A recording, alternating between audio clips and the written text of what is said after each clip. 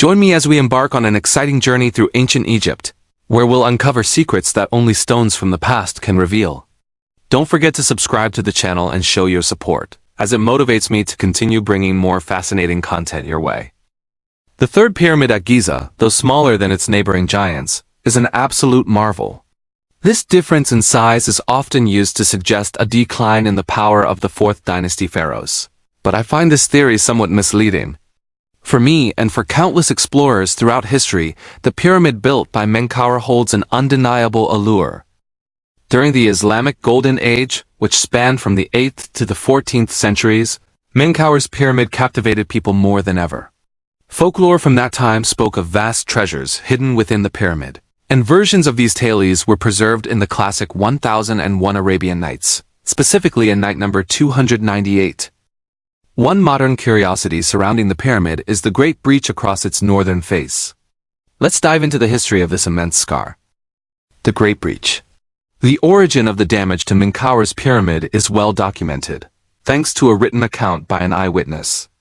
Abd al-Latif al-Baghdadi, a renowned physician and traveler from 1162 to 1231 AD, recorded his observations in a manuscript titled Account of Egypt, now housed at Oxford University. This manuscript offers a vivid recounting of the events from the year 1196, when the pyramid's damage occurred. Abd al-Latif was a patron of the Egyptian Sultan Al-Aziz Uthman, the son of the famous Sultan Saladin. His manuscript provides a detailed account of the events, which I will read in full for you as it contains rich details worth considering. Quote, "When Al-Aziz Uthman bin Yusuf succeeded his father, he allowed himself to be persuaded by some of his advisors, men of little sense, to demolish these pyramids. Starting with the Red Pyramid, the third and smallest of these great pyramids. The Sultan sent a group of workers, including sappers, miners, and officers from his court, to destroy it.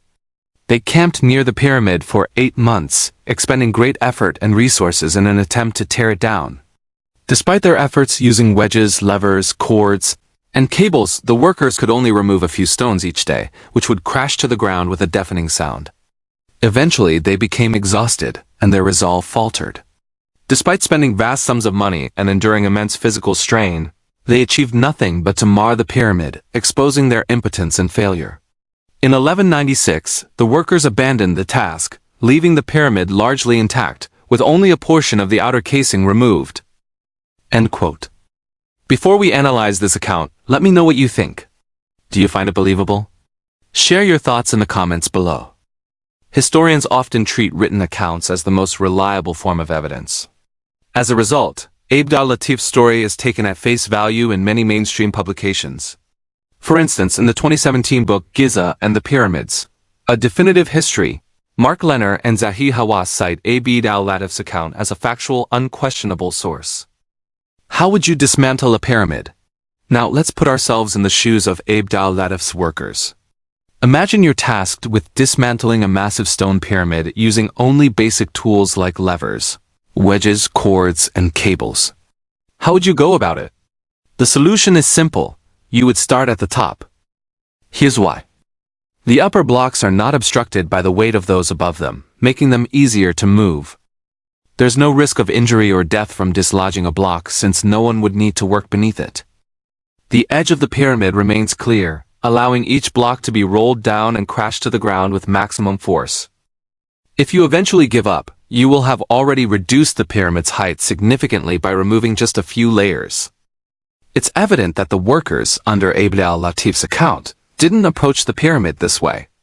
This raises questions about the truthfulness of the story. While people often fabricate stories about the pyramids, the real answers lie within the stones themselves. The story of their construction and, in this case their destruction, is written in stone. The purpose of the breach. So, what were Al-Aziz Uthman's men really doing? To find the answer, we need to examine the layout of other pyramids from the 4th dynasty, comparing the locations of their passages and chambers. All the pyramids from the 4th, 5th, and 6th dynasties have their entrances positioned centrally or nearly centrally on the north side.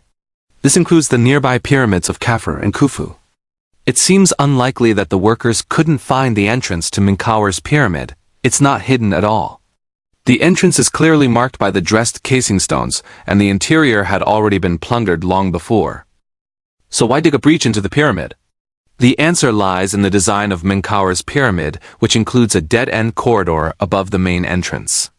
This would have sparked curiosity, as those in the 12th century didn't yet understand that some internal features of pyramids were merely leftover construction elements.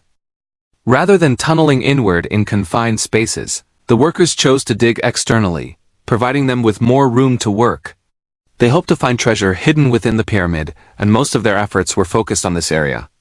However, they stopped right above the original granite casing, likely because the limestone was much easier to excavate.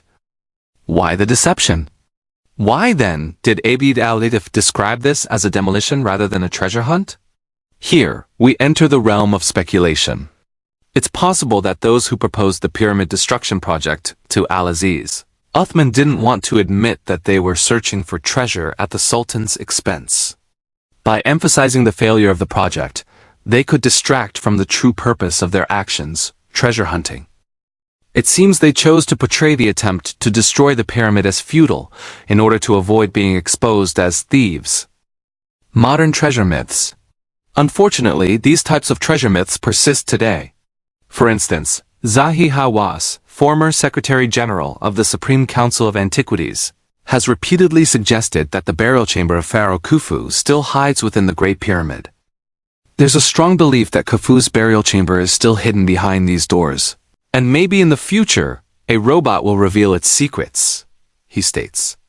Yet, there is no evidence to support this claim, and it seems more like a ploy to attract tourists with the allure of mystery. For me, however, the true treasure lies in the knowledge we gain by studying these ancient monuments. Every stone has a story to tell, and by understanding their design and construction, we can uncover the rich history of ancient Egypt. If you have a favorite pyramid stone or feature you'd like me to investigate, leave a comment below. Thanks for watching, and remember to subscribe for more captivating content.